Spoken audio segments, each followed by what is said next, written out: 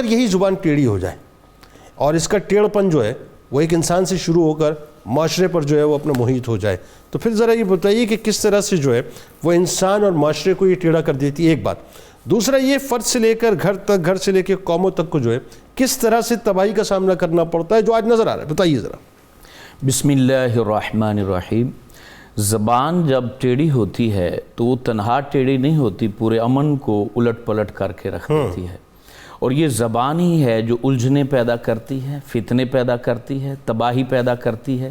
یہی وجہ ہے اگر ہم تاریخ پڑھیں انبیاء علیہ السلام کی، تو تمام نبیوں نے جس چیز کی حفاظت پر زور دیا ہے وہ زبان ہے۔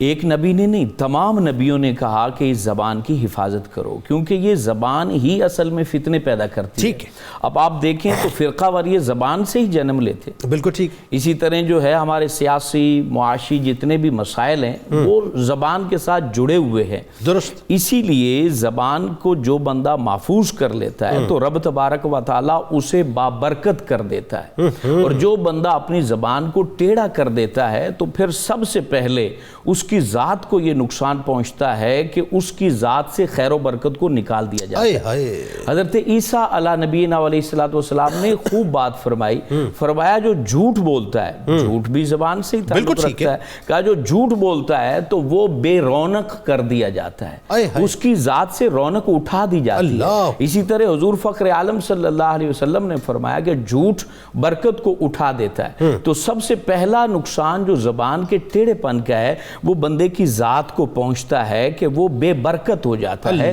بے رونق ہو جاتا ہے، خیر اس سے نکل جاتی ہے۔ تو اس کا مطلب یہ ہوا کہ اب اگر ایک اسپیسیفک بات کر کے پھر بات کو آپ آگے بڑھا دیں کہ اگر فرد نے ایک چھوٹا سا عمل ہے، یہ تو بظاہر ہم چھوٹا ہی سمجھتے ہیں نا، اس کو کوئی اہمیت ہی نہیں دیتے، اور آج ہمارے یہاں تو مطلب یہ سمجھ لیجئے کہ سچ سے زیادہ جھوٹ ہی بولا جاتا ہے، بلکہ ہٹلر کے وزیر کے قول پہ شاید ہم عمل کرتے ہیں کہ جھوٹ اس حد تک بولو کہ وہ لوگوں کو سچ لگنے لگے۔ تو یہ تو اس کا مطلب یہ ہوگا کہ فرد سے لے کے معاشرے تک یہ تو بے رونقی کی بنیادی وجہ اگر ہم سمجھیں تو یہ ایک ہے۔ جی بالکل۔ اب یہ دیکھیں جتنے کبیرہ گناہ ہیں ان کی ایک طویل لسٹ، اس کا تعلق زبان سے، ٹھیک ہے، جھوٹ ہے، غیبت ہے، چغلی ہے، بہتان تراشی ہے، یہ تمام گناہ جو کبیرہ ہیں ان کا تعلق زبان سے ہے۔ جو بندہ زبان کی نگہداشت نہیں کرتا، حالانکہ حکمت کو دیکھا جائے اور اللہ کی تخلیق کو دیکھا جائے تو اس نے تو زبان کی حفاظت کے ذرائع بھی پیدا کیے ہیں۔ کانوں کو کھلا رکھا ہے کہ آپ زیادہ باتیں سنیں، اور زبان کے آگے پہلے تو 32 دانت لگائے ہیں،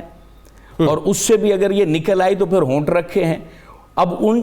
اس پورے پہراداروں سے 34 پہراداروں سے جس کی زبان جو ہے وہ قابو میں نہیں آ رہی ہے، تو بتائیے پھر اس کو کون قابو کر سکتا ہے؟ پھر ایسا بندہ عدالتوں میں بھی دھکے کھاتا ہے، ایسا بندہ طلاق دے کے پچھتاتا بھی ہے، پھر مفتیوں کے پاس جاتا ہے جی میں نے بیوی کو جو ہے نا وہ غصے میں طلاق دے دی ہے، زبان سے لفظ نکل گئے اب کیا کروں؟ تو بھائی لفظ نکلنے سے پہلے سوچ لیتا ہے، جیسا کہ حضور جان رحمت علیہ السلام نے کہا ہے کہ مومن کی زبان دل کے پیچھے ہوتی ہے،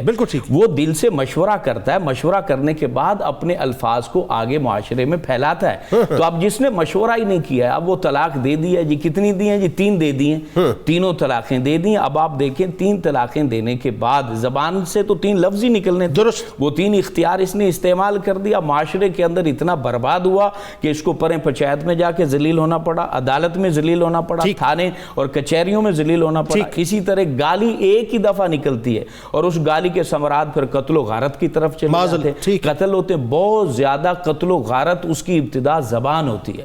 یعنی زبان سے جب ایک لفظ،